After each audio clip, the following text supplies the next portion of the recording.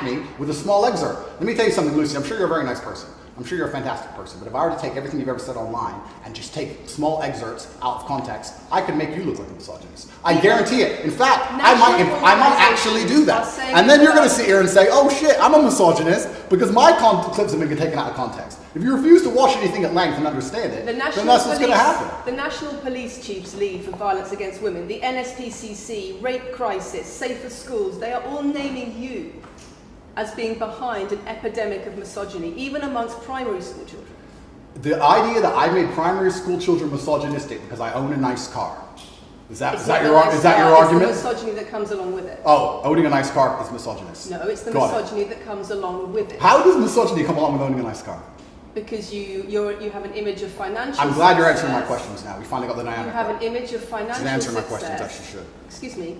You have an image of financial success, but it comes along with attitudes towards women that are really problematic. My attitudes towards women is that women should be protected and provided for, and I've said that at length. In fact, I've said that over 50 times online, you never mention it. I say that my girlfriend doesn't have to work unless she wants to, I take care of her, I die to protect a woman. I've talked about how I've stood up and faced a knife to protect a woman. And in return, you want authority over her in the way you have over a child or a dog. Absolutely not. I've said that women should be protected and provided for. And in return, you want authority over her, because if you have responsibility for someone like a child or a dog, you say, you have authority over them. If you want to go down this argument, we'll go down this nuanced argument. I said that if I have responsibility for her safety, I should have a degree of authority over her safety. Meaning, and let me explain my point. If I'm the one who has to fight and die to protect her, I'm the one who decides how we walk home. I'm the one who decides the route we take. Because it's unfair for her to say, I want to walk through the most dangerous neighborhood in the world, but you have to face the knives. That's what I've said. And then you're going to sit here and pretend I'm trying to treat women like dogs, which is garbage.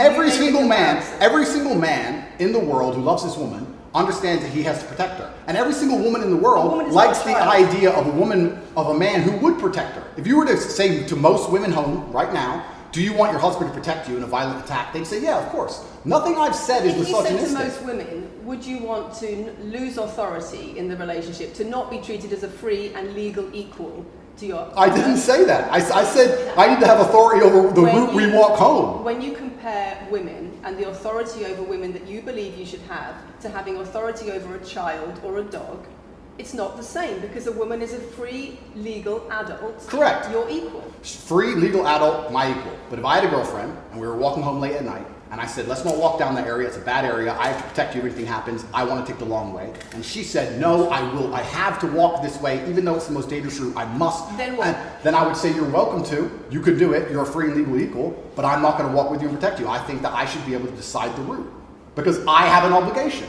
And my obligation as a man is to protect and provide for females. Everything I'm talking about is traditional gender roles, which 10 years ago, less than 10 years ago, would not be considered outlandish, would not be considered crazy, would not be considered dangerous or misogynistic. The world has changed, and a lot of people haven't changed with the world. Please understand, there's a lot of women at home watching this right now who like the idea of their man sticking up for them, protecting them, and providing for them. And just because the world has gone crazy and the legacy media has gone crazy, most people at home are still relatively sane. And these are the people who are going to write on the comments that Andrew isn't saying anything that's outlandish. It's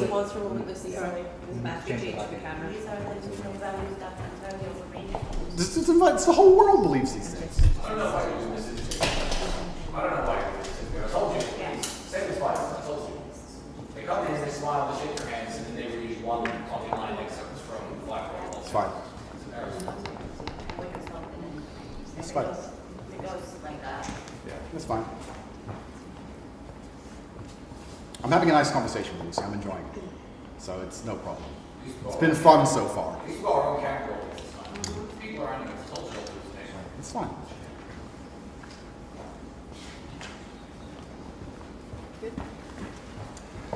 We good? Yes. Tell me when. Do you want to clap again? Yes, I am. No, we didn't stop, no? I can do the clap. Now we good? No, Thank you. If a man broke into your house, wouldn't you want your husband to protect you? There's a difference between conservative values and emotional control, coercive control. We're talking about protection now, and I'm saying if someone broke into your house, would you want your husband to protect you? It's not about conservative values or protection, it's what you're demanding in return for that. Well, I'll give you this. I don't know who your husband is. I don't know if he would stand up and protect you and die for you, but I'll give you this. If someone broke into this house right now and was a homicidal maniac, I would expect me and the other men in this room to stand up and face them while you and the other women in this room could protect yourselves. I would actually believe the men should go and engage the attacker. I believe that. And even though I don't know you, and you've come into my house with a hostile agenda, and you've come here to try and make me look bad, I would still stand up. I would still stand up to protect you. I would still stand up to protect you because I believe that's my role as a man.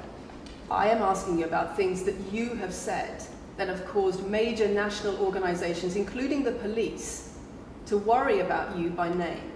That's what I'm asking you about. It's not what I say. It's not about whether you protect your partner or not. It's about what you have said that has caused such concern in the UK. And I want to put it to you that you don't really care about the harm it causes. That's not true.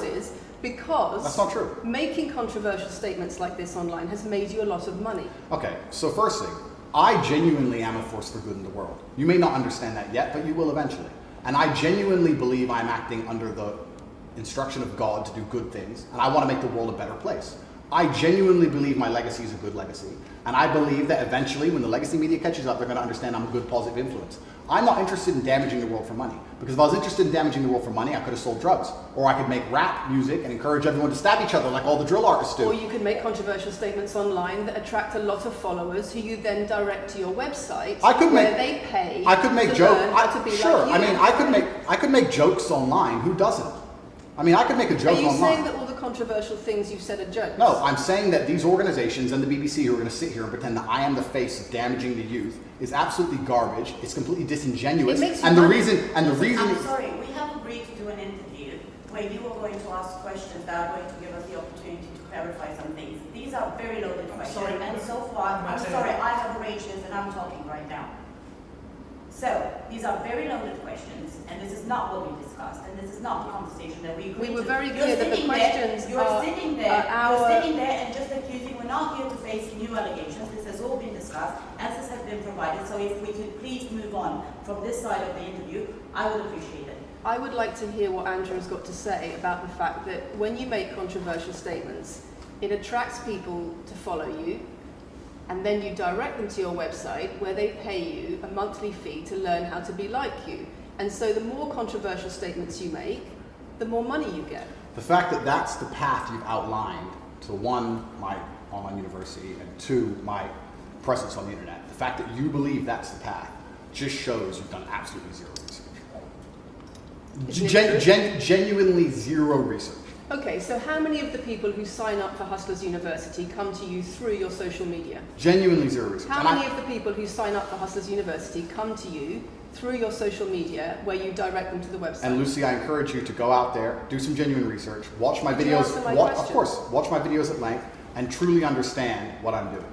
How many of the people who sign up for Hustlers University at $49.99 a month come to you because they see your social media comments? There's an online school called Hustlers University, which I don't own. I influence for, along with many other influencers, and they sign up via a website which I don't own. And once again, that's nothing to do with me. And you're going to sit here and say that I made a joke.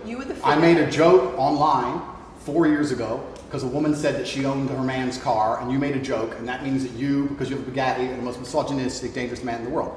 This is going down a path of absolute insanity. It's not true. None of this is true. I don't hurt people. I don't harm people. I'm genuinely a positive influence. You are renowned. I'm renowned for offensive and controversial. That's not why I'm renowned. I'm actually renowned. I'm actually renowned for helping young men, because we talk about there's a men's mental health crisis, and we pretend to care that men are upset. But as soon as I discuss men's issues, it's misogynistic.